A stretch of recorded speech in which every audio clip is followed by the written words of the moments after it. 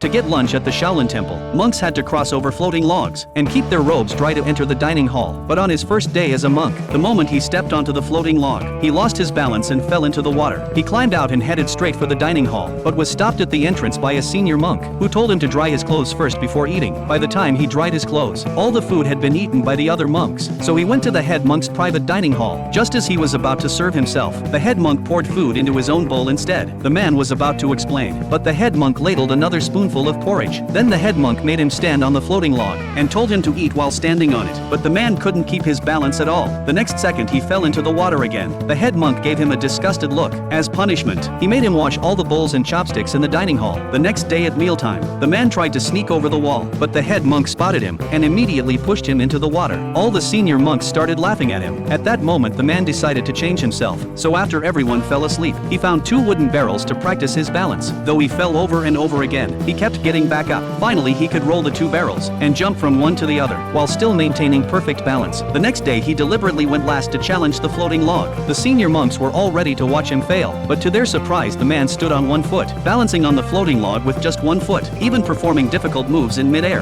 and easily leaped across the water. Even the head monk nodded with satisfaction, but then the head monk increased the difficulty. He untied all the ropes holding the floating logs, causing the disciples to fall into the water again. The man thought he could still make it across, but he fell in just like all the other monks. So they started practicing hard again, but after many days of practice, still no one could jump across. Finally the head monk couldn't stand it anymore. He had the man throw a plate into the water. The plate quickly sank to the bottom. Then the head monk decided to demonstrate himself, but the plate easily reached the other side. Everyone began to understand. Because the plate's force was directed forward, it could easily reach the other side. That night while everyone was sleeping, the man came alone to the water to practice. Though he kept falling into the water, he was gradually improving. Through his constant efforts, he finally could easily jump to the other side. But the head monk had been watching all along. The head monk told him he could move on to the next challenge.